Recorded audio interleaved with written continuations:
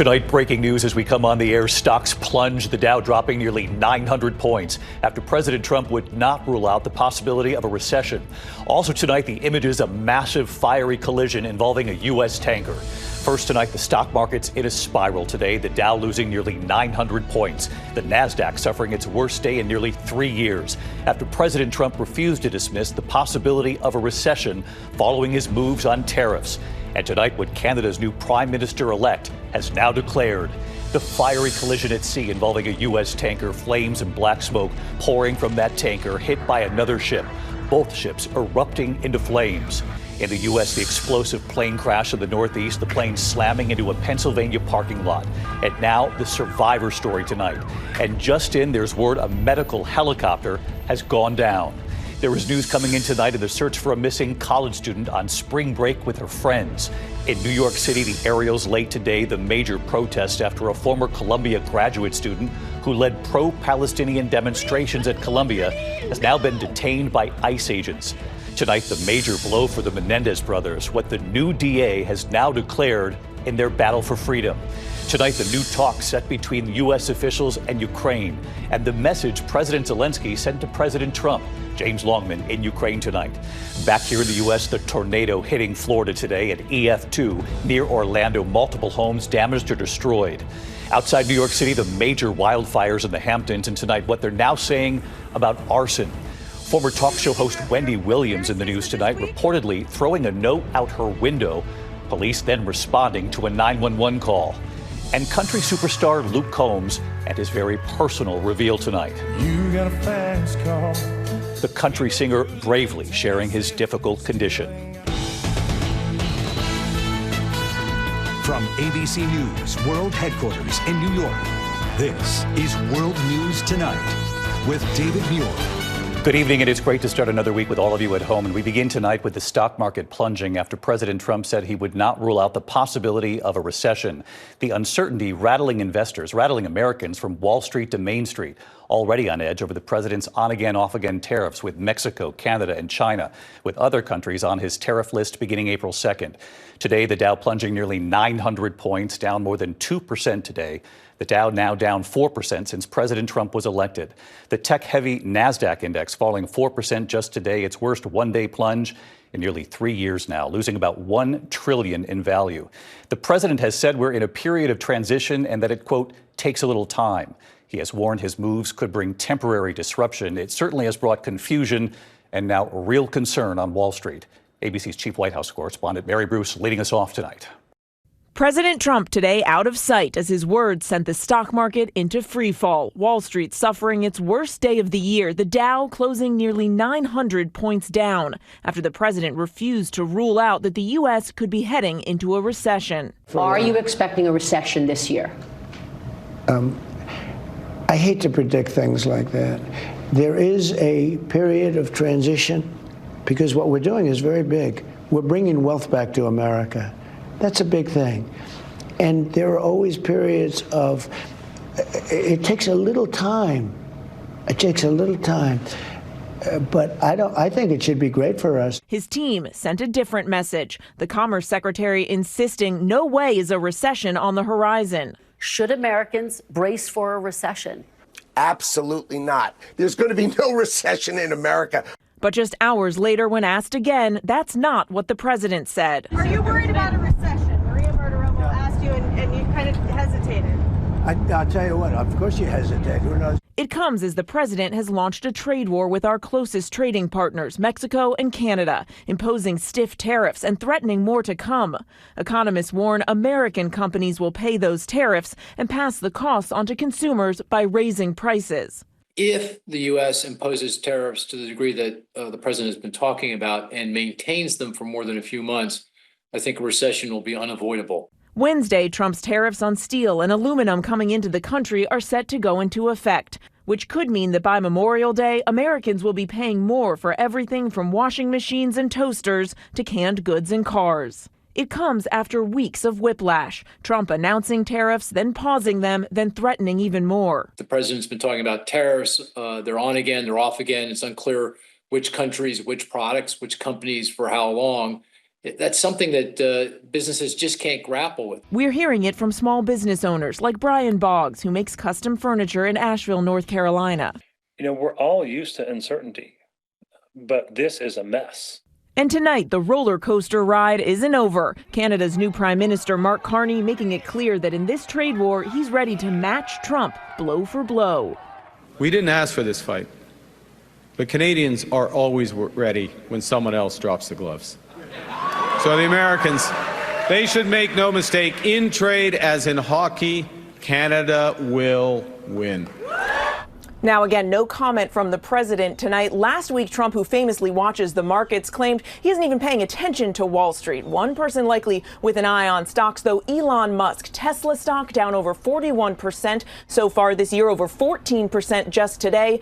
Asked tonight if getting into government was worth the backlash to his business, Musk saying, quote, "It's tough sledding, but I think we're doing the right thing here." David. Mary Bruce leading us off again this week from the White House. Mary, thank you. Now to that dramatic collision at sea, a Portuguese container ship plowing into the side of a U.S. oil tanker that was anchored in the North Sea about 10 miles off the coast of England.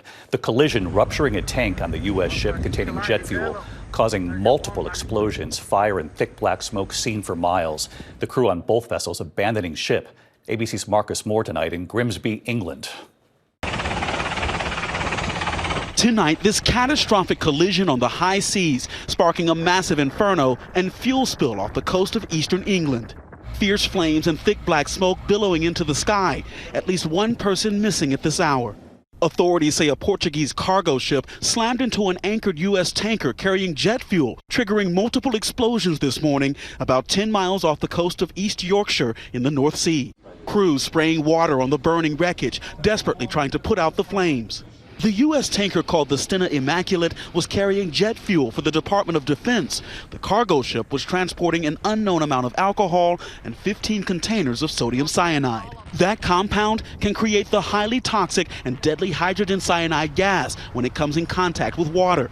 Authorities tonight ending their search for one of the 14 crew members on that cargo ship still missing. All 23 members on board the U.S. tanker have been accounted for. Foggy conditions were reported at the time of the collision, and while investigators do not believe this was intentional, experts say it was preventable. There will be an investigation with all the technology that all these vessels have. There's no way it should have happened. And David, both of these ships are still burning tonight, and now there are real concerns about the environmental impact. We know the American ship was carrying 220,000 barrels of jet fuel, and some of that fuel is spilling into the sea tonight. David. Just incredible images coming in. Marcus Moore tonight. Marcus, thank you. Back here in the U.S. at this hour to the explosive crash of a small plane just after takeoff in Pennsylvania. Miraculously, all 5 people on board survived this as the plane then ignited several cars on the ground. Tonight, there's also word coming in that a medical helicopter has just gone down. ABC's Gio Benitez covers aviation. Tonight, the NTSB investigating how this private plane crashed shortly after takeoff, erupting into flames. The inferno captured on camera after the aircraft plummeted from the sky in Lancaster, Pennsylvania, just feet away from a senior living facility. Heard the boom and saw the smoke and fire, and thank goodness it didn't go any further. It would have been right into that building. The pilot telling air traffic control a door on the plane was open. Listen. Lancaster Tower, Bonanza 347 Mike has an open door. We need to return for landing. Seconds later, air traffic control telling the pilots to pull up. Pull up. The plane going down. Incredibly, no one on the ground was injured, and all 5 passengers on board survived. 2 of them have been released from the hospital, and 3 are still in a burn treatment center. It comes as both the FAA and NTSB are launching another investigation outside Jackson, Mississippi. Fire department rescue got a report of a helicopter crash, Highway 43. Emergency crews racing to the scene after a medical helicopter with 3 people on board crashed in a wooded area. And David, back here in Pennsylvania, the key question right now is why that door was open. Did it open in flight, or did it open before the flight, before they took off, David? Gio Benitez covering aviation again tonight for us. Gio, thank you. There's also news coming in tonight in the search for a missing college student just 20 years old on spring break with her friends in the Dominican Republic. Last seen on the beach in the early morning hours late last week. Authorities have talked with the last person believed to have seen her. ABC's Ariel Reshef is in the Dominican Republic for us. Tonight, police piecing together the moments before an American college student disappeared in the Dominican Republic. 20-year-old Sudiksha Konanki went missing while on a spring break trip with 5 female friends at this Punta Cana resort. Last seen on the beach Thursday around 4 a.m. Her family tells us Konanki was out with friends, but they went back into their hotel. She stayed by the water with an acquaintance and then vanished. Investigators say Konanki stayed behind with a man who is not considered a suspect. The man telling police they went into the water and got caught in a large wave. Konanki's clothes were found at the beach, and officials say there was no sign of violence. Police believe the two were intoxicated. The man telling police he fell asleep on a lounge chair, later seen on security cameras returning to the resort just before 10 a.m. Konanki's father telling us he spoke to his daughter just hours before her disappearance. Everything was going okay, and she was really happy. David, so far officials here in the Dominican Republic believe this to be a tragic accident, but the investigation is ongoing. David? Ariel Reshef reporting in for us. Ariel, thank you. There's news coming in from Los Angeles tonight, a major new blow for the Menendez brothers in their bid to get out of prison. Tonight, the new L.A. district attorney opposing their request for resentencing. What he said they still need to do. Here's Trevor Ault. Tonight, a crushing blow for the Menendez brothers. LA's new district attorney says he will not follow the previous DA's recommendation to reduce the brothers' life sentences for the shotgun murders of their parents, Kitty and Jose. Our position is that they shouldn't get out of jail. DA Nathan Hochman says his office could someday support the brothers' release, but they'd first have to admit to what he says are decades of lies. It requires them to finally, after 30 plus years, fully acknowledge and completely accept responsibility for the entire breadth of the crimes and all the lies that they have told, including their defense at trial of self-defense. The DA says those lies started from the night of the murders, that infamous 911 call. What's the problem? Someone killed my parents. Pardon me? Someone killed my parents. And Hochman claims the lies continued on the witness stand and even to this day, as the brothers maintain they were acting in self-defense after years of alleged sex abuse by their father. The thought that their parents were going to kill them that night of August 20th, 1989, so they had to kill them first, we believe was made up. But the Menendez family blasting the DA, accusing Hochman of holding Eric, Lyle, and our family hostage, saying he has blinders on to the fact they were repeatedly abused, feared for their lives, and have atoned for their actions. So, David, their hopes for release may now fall on California Governor Gavin Newsom granting clemency. He has fast-tracked a parole board assessment for them, and he's even cited the Menendez brothers in a new proposal to speed up the parole process for California prisoners. David? Trevor Ault live from Los Angeles tonight. Trevor, thank you. In New York City late today, the protests after a former Columbia grad student who led pro-Palestinian demonstrations was detained by ICE agents.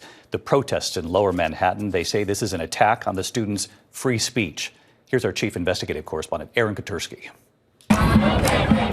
Tonight, hundreds of demonstrators in New York City demanding the release of Palestinian student protest organizer Mahmoud Khalil. Release Mahmoud Khalil now! As a Columbia University graduate student, Khalil helped lead pro-Palestinian protests and organized encampments that took over the campus for weeks last spring.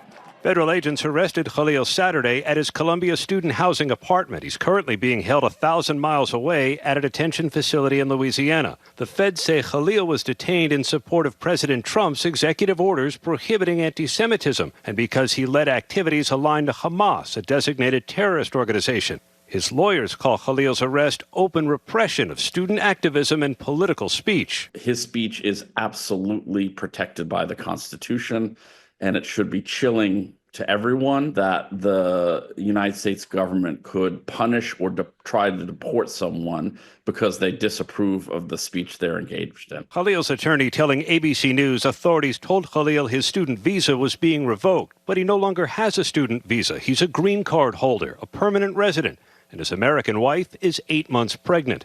The White House posting this image of Khalil. President Trump writing, "This is the first arrest of many to come." We have to fight now. Protesters here today undeterred. We're not going to let these arrests intimidate us at all. In fact, we'll be here for as long as we need to be to make sure that we're not silenced. Just moments ago, David, a federal judge ruled that Khalil cannot be deported while he decides whether his arrest was lawful. David? Aaron Katersky right here in New York tonight. Aaron, thank you. Tonight, there are new talks now set between U.S. officials and Ukraine. They, in fact, begin tomorrow. And tonight, the message President Zelenskyy sent to President Trump. ABC's chief international correspondent, James Longman, from Ukraine. James? Well, David, after that disastrous meeting at the White House, Ukraine and the United States are meeting in Saudi Arabia for peace talks. This is after President Zelenskyy wrote a letter to Donald Trump expressing his regret for how that meeting went. Now, Zelenskyy himself won't be involved, but his team will meet with the U.S. delegation led by Secretary of State Marco Rubio. ABC understands that Ukraine will present its plan for a truce to stop Russia from firing missiles and drones into Ukraine. Now, of course, the United States' pause on military aid is still in effect. Intelligence sharing as well. That looks like it's already having an impact on the battlefield, but this will be Ukraine's second chance to get that minerals deal signed and hopefully lay the groundwork for a lasting peace. David? James Longman tracking these talks for us. James, thank you. When we come back, the images coming in, the tornado hitting Florida today in EF2 near Orlando. Multiple homes damaged or destroyed. Also, what they're now saying about the wildfires on Long Island. And tonight, right here, the deeply personal reveal from country superstar Luke Combs. You got a fast car. You'll remember his powerful duet with Tracy Chapman. What he's sharing tonight, his brave battle, in a moment here. Tonight, a confirmed tornado touching down in Seminole County, Florida, near Orlando. The EF2 today with winds up to 120 miles per hour. Multiple homes damaged or destroyed in Sanford, Florida. The tornado on the ground for about 2 miles. No injuries reported. Outside New York City tonight, authorities now say those wildfires burning across Suffolk County are now 100% contained. Firefighters battling multiple fires breaking out this weekend on Long Island. Investigators tonight now ruling out arson, saying they believe all the fires were accidental. In fact, they believe residents were starting a backyard fire to make s'mores, and then the strong winds blew the embers, igniting other fires. When we come back here tonight, former talk show host Wendy Williams reportedly throwing a note out her window. Police suddenly showing up and taking her away in a moment. And then that personal reveal from country music star Luke Combs in a moment here. To the index of other news, former talk show host Wendy Williams has been hospitalized following a wellness check by authorities here in New York. Police responding to a 911 call at her assisted living facility about a woman in distress. She reportedly dropped a note out her window saying, "Help, Wendy." She was taken to the hospital for a cognitive exam, walking on her own to the ambulance there. She has previously been diagnosed with dementia. Tonight, country music star Luke Combs revealing he's been living with a rare form of OCD, what's called purely obsessional obsessive-compulsive disorder. You got a fast car, I got a plan to get inside of here. Combs grew up listening to Tracy Chapman's Fast Car, and then, of course, you'll remember him singing with her at the Grammys. Combs says he has struggled with the condition since he was 12 years old. It causes stress and disturbing thoughts. He reveals he experienced his worst flare-up while on tour in Australia in January and described how OCD affects him. When we come back here in the broadcast, big news on those baby eagles tonight. There's one more that's now arrived and why authorities are asking for your help tonight. And now there are 3. Tonight, make it 3. 3 baby eaglets for those 2 parents. We first reported on that family of bald eagles in Southern California's San Bernardino Mountains last week. So many across the country watching their nest live online. The new parents now with 3 baby eaglets, all hatching within days of each other, very rare for bald eagles. The nonprofit Friends of Big Bear Valley tracking them around the clock with a solar-powered camera. The mom and dad, Jackie and Shadow, Jackie laying the eggs about 6 weeks ago. The 2 taking turns keeping the eggs warm. The first 2 eaglets hatching last week. And Friday, while we were on the air, that 3rd crack began. And now we can report over the weekend, the 3rd eaglet hatched. Early Saturday morning at sunrise, the 3rd baby was born. And look at this, images from just today, mom and dad feeding their newborns. And tonight, they're now asking for your help. That nonprofit will soon start accepting names from across the country. Your ideas for the eaglets. They'll give those names to the 3rd graders at the local Big Bear Elementary School who will choose from that pool of names. In the meantime tonight, those baby eagles eating with all eyes on that nest. It's a beautiful thing. I'll see you right back here tomorrow night. Good night. Thank you for making World News Tonight with David Muir, America's most watched newscast.